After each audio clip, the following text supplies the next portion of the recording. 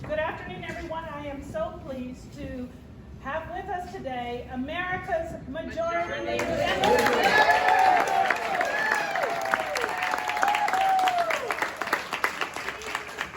Of the New York State Senate, Chuck Schumer, who continues to brilliantly represent the interest of New Yorkers while helping to move our entire nation to health and economic recovery. He has been with us from the very beginning, standing in the rain on East 86th Street and 2nd Avenue in front of Fairway, meeting constituents and working constantly with his office and constituent services for our community. His team is well known for their diligence, persistence, and dedication, a reflection of his qualities of great leadership. He is a fighter for those in need, for the hard-pressed middle class, and for social justice. And he stood with us against bigotry and prejudice at every level. You may have heard that the senator has proposed legislation to decriminalize marijuana at the federal level, putting his weight as majority leader behind the growing movement to root out systematic oppression and racism. Now he is helping to ensure that our democracy will not leave unanswered the insurrection that we saw on January 6th.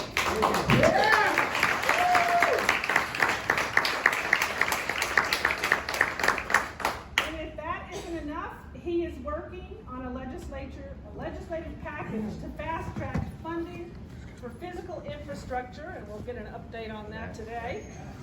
Expansions of tax benefits, child care, education, health care, and programs to address climate change. I am deeply grateful to welcome America's Majority Leader, Chuck Schumer, with us today.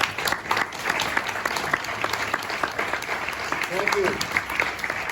Thank you, everybody. And first, let's have a round of applause for your great assembly member. She does a great job.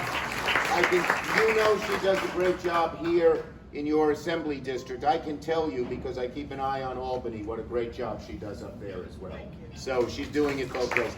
Now, I have about an hour, so I'll speak only for 5 or 6 minutes and then just open it up to questions and comments. This really helps me, and I thank all of you for coming.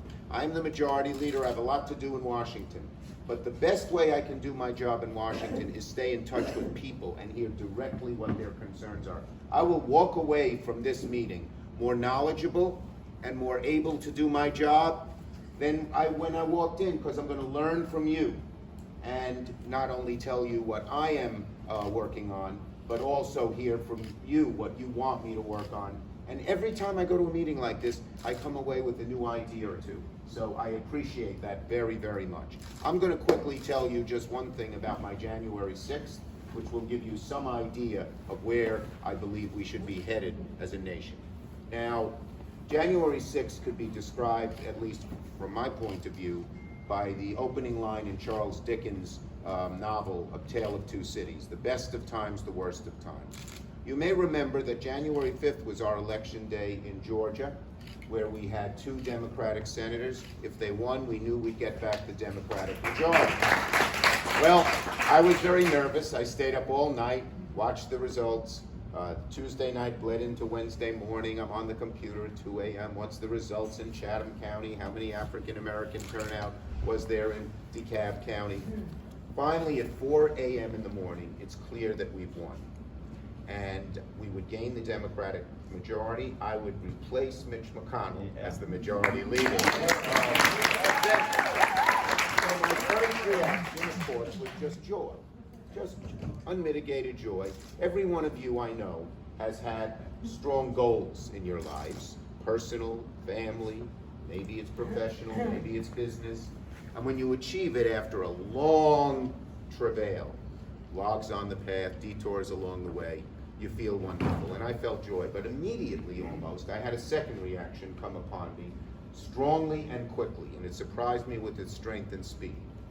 And I tried to find the right word, and a few days later I arrived at it, and I call it awe, A-W-E.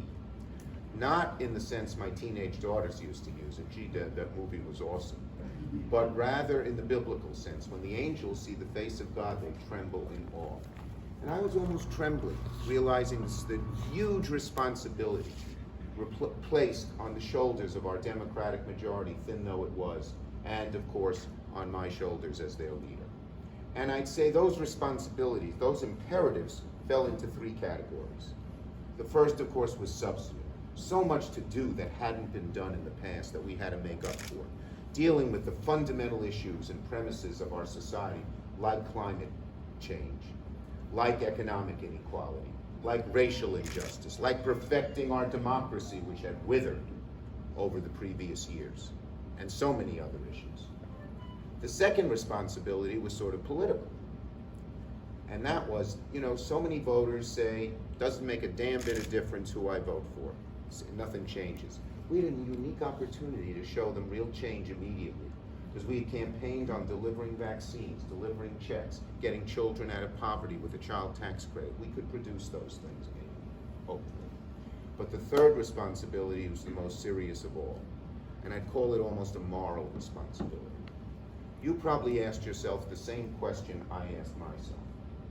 How could 74 million people vote for such a despicable human being as Donald Trump? And I don't care if you're a liberal or a conservative, Democrat or Republican, he is a vile man. He is dishonest. He is divisive. That's what he loves to do, just divide and have people fighting with each other. He's a racist. And he always appeals to the dark side of human nature, which he's very good at, unfortunately. How did they vote for him? And I realized that for too many Americans, they no longer had faith in the American dream. We are a bright, sunny, optimistic country, or have been. But in the last 20 years or so, a sourness has overtaken our land. And people don't have faith in that American dream. If you ask the average American, what is the American dream to you? They'd say, put it simply, nothing fancy. They'd say it means if I work hard, I'll be doing better 10 years from now than I'm doing today, and my kids will be doing still better than me. When people don't believe that, they can turn to a demagogue. And that's what they did to some extent in 2020. But if we didn't have a bold, strong vision, middle class and the people struggling to get to the middle class don't expect us to snap our fingers and make all their troubles go away. But they expect to see progress and hope. And our mission, moral, was to restore that progress and hope so they would never turn to a demagogue like they did in 2016 and almost did in 2020.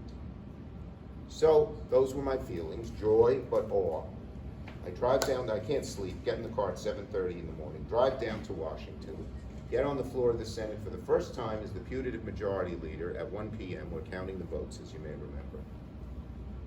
And within an hour, before even giving my first speech, a police officer in a bulletproof vest with a submachine gun strapped across his waist grabs me firmly by the collar, I'll never forget that feel, and says, "Senator, you're in danger. You gotta get out of here." He had explained to me what the danger was.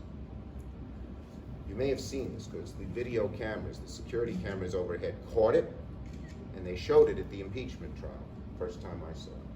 But they show me walking out the Senate chamber door, turning to the right, I'm walking briskly with a police officer on either side, go through the door, you don't see me for 20 seconds, and then 25 seconds later, we're running out the door at full speed. I was within 20 feet of these insurrectionist, horrible people, these racist, insurrectionist bigots.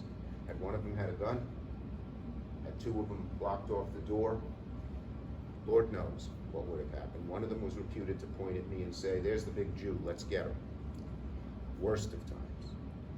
Now we're getting back to the better of times.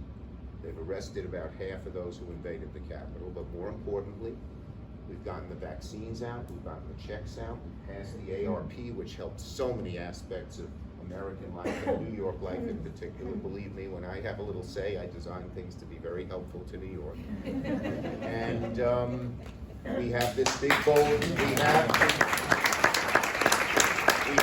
big bold vision ahead of us, which I think can restore that hope, that sunny American optimism, and that's what we're fighting to do right now.